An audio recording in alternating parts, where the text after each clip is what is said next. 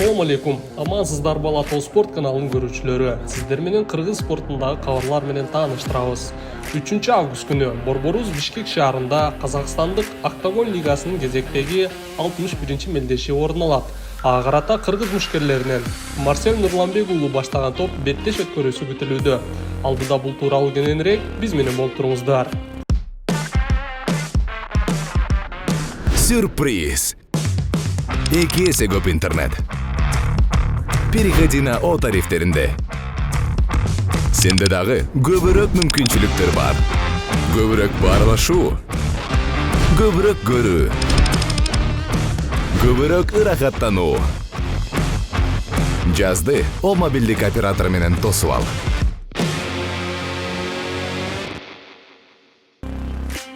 Белгилүү Орусиялык хардкор уюмунун Казакстандын Алматы шаарында 13-июль күнү кезектеги мелдеши орун алды. Анда көптөн көп кызык арттырып келе жаткан кыргызстандык Марсел уулу менен жергиликтүү Анварбек Бекембетовдун беттеши плансыз дароо орун алып, беттештин биринчи раундунда эле Марсел кайруу укмасы менен жеңишти алып кетти.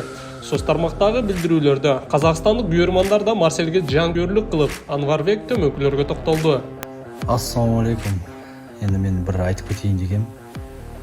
Бойға шықтық, шоу жасадық, разогрев жасадық. Қанша уақыт разогрев жасадық та мына бойды да. Енді қаншама Қазақстан күтті, Қырғызстан күтті, СНГ күтті да. Сөзіме тұрдым, ММА-дан шығам дедім. Шықтым да, на самом деле. Еркектік.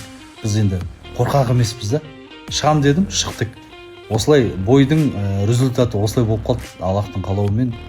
Никто енді спорт болғасын ол солай болады да. Көңіліме тигенім бір андай да.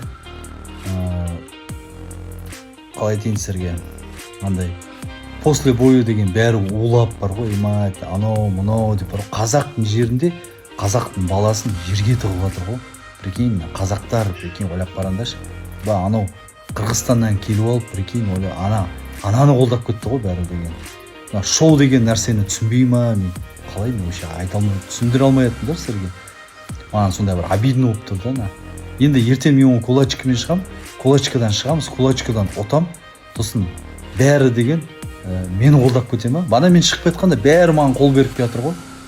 Бой бітіп ұтылғаннан кейін бәрі улап мені жерге тығып жатыр ғой, прикинь. Мен сол таңғалдым да, бір қазақ қазақты поддержать етпейді. Ойлап қараңдаршы, қазақ қазақты поддержать етпейді. Ойлаңдар. Өзүңүздөр байкагандай, беттеш ММА стилде болгондугу үчүн жеңилүү жазын тартып алганын, эми алдыда туруу абалында грэпплинг күрөшүүнү кошпой беттеш болору айтылууда. Ал эми Марсел азыркы учурда Бишкек шаарында өтө турчу Октагон лигасынын кезектеги беттешине даярданып жатканын жана күрөшүү стили мыкты өнүккөн мушкер менен беттешерин айтты. Ассаламу алейкум, кыргыз элим. 3 августта Октагон лигасы Кыргызстанда болот, Бишкекте. Андыктан баардыгыңарды күтөбүз. Мен ошол жерде урушам. Мага бул бойдо жакшы соперник беришти, жакшы күрөшкөн. Бул бойдо Кудай кааласа жакшы зрелищный шоу көрсөтөбүз, достор. Жакшы бой көрсөтөбүз.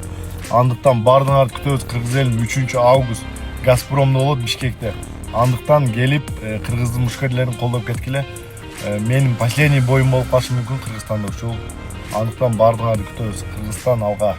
Демек жакынкы күндөрү Анварбек мотиватор менен беттеш орун албайт сыягы. Марселдин кезектеги атаандашы ким болушу мүмкүн? Жана Анвар менен туроо абалында беттешке чыкса, кимдин пайдасына болот деп ойлойсуз? Комментарий бөлүгүнө калтырып кетиңиз. Кийинки спорттук жаңылыктардан жолукканча аман туруңуздар.